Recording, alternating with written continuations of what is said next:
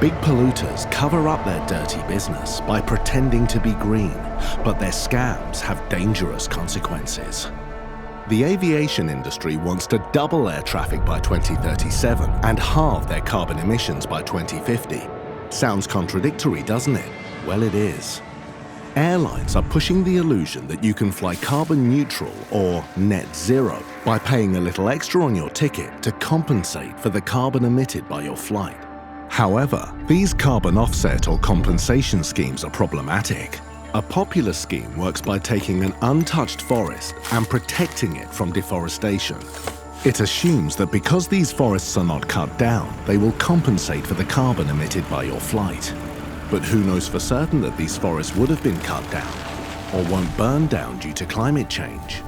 Also, the carbon benefits of these schemes are often exaggerated and impossible to verify. Some schemes even lead to land grabbing and the displacement of local communities. And many are short-lived. Therefore, the carbon savings claimed by airlines are not guaranteed in the long term.